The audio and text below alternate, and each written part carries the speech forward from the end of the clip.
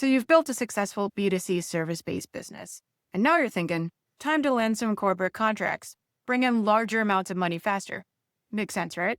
Because one corporate contract could be worth 10 or even 100 times more than one individual engagement. Good instinct. But here's what successful B2C entrepreneurs need to know. Selling to companies is a very different ballgame from selling directly to consumers. I'm Cynthia Pong, and I built my company, Embrace Change, from a B2C career coaching business into a multi-six-figure coaching, training, and leadership development company that has sold to individuals and corporations, nonprofits, tech startups, and government agencies. And there is a lot I wish I had known when I was making those leaps into new markets. So in this video, I'm going to walk you through 3 things that you absolutely need to understand if you want to turn your B2C expertise into your first corporate contract. By the way, if you're trying to figure out whether your business is actually ready for this transition, I created a free B2B readiness scorecard. It's 12 questions, and you'll get an overall B2B readiness score, plus scores across 4 areas that are mission critical for moving into B2B.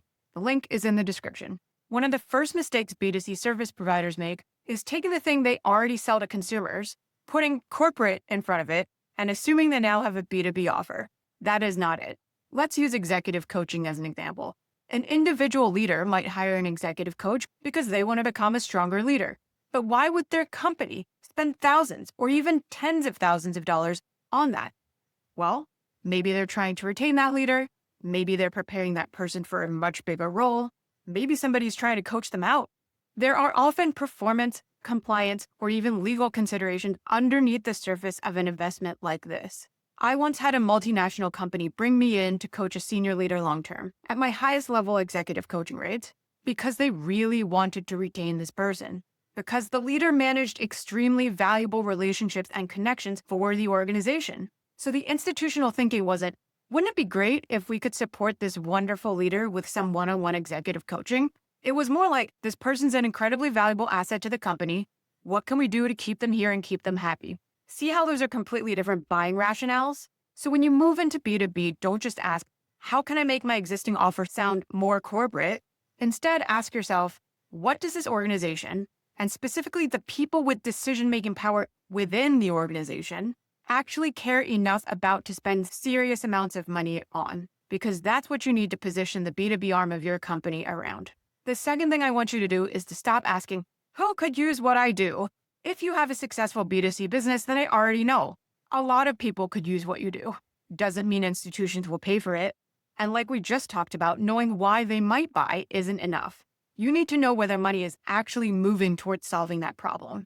Who is already spending money solving this problem? What triggers them to spend? Who controls the budget? What are they already buying? This is why I'm such a huge proponent of market research before you start building anything in your B2B lane. In one of our entrepreneurial leadership programs at Embrace Change, Business Foundations, I have our entrepreneurs who are building 6-figure businesses regularly go out and talk to potential buyers. And I don't want them leading with, would you buy my product or service? I want them following the money trail that already exists. They are asking, what kinds of outside support have you brought into your organization recently? What triggered that decision? Who was in charge of deciding? How did you all choose that provider? Only after you understand that landscape can you test any hypotheses that you might have about what you want to sell B2B. Because there is a huge difference between people and companies need this and companies will spend money on this. Follow the money. The third thing, once you understand the problem and the market, then you can start translating your expertise into something that an organization can actually purchase. Because there is another layer that took me years to really understand when I started doing more enterprise work. Organizations have existing buckets for what they buy. There are established categories, lists, vendor requirements, procurement codes, boxes to check, hoops to jump through. Sometimes many, many hoops. I learned this through so many conversations with government and institutional buyers. I had to learn their world and learn their language. How do they categorize this work? What do they call it? Where does it fit? What does a buyer need to see to recognize that this is something they're actually authorized and able to purchase? My expertise didn't suddenly change. I just got better at translating it into the buying environment that I wanted to succeed in. And eventually, I learned it well enough to win multiple New York State and city contracts through competitive RFP processes. So yes, your offer matters, but so does whether the institutional buyer can actually buy it. Now, please don't respond to this by disappearing for 3 months to build a 47-slide capabilities deck before you start talking to a single buyer either. Talk to the market first. So the challenge of landing your first corporate client isn't going to be a marketing problem. It's going to be a translation and a market intel problem. If you've already had success in the B2C world, you already have an incredibly valuable asset, services that people will pay for. Now you have to understand what institutional buyers actually care about, where they are already spending money, and how to translate what you do into something they can actually buy. And it will probably take multiple iterations. So don't get overly attached to what worked for you in B2C. Keep what translates, but change what doesn't, and make room for what your expertise can become in a new market. That's how you start building new revenue channels around the assets that you already have in your company. If you're already running a successful B2C service-based business and you want to know, is your company ready to pursue B2B or B2G revenue? Take my free B2B readiness scorecard.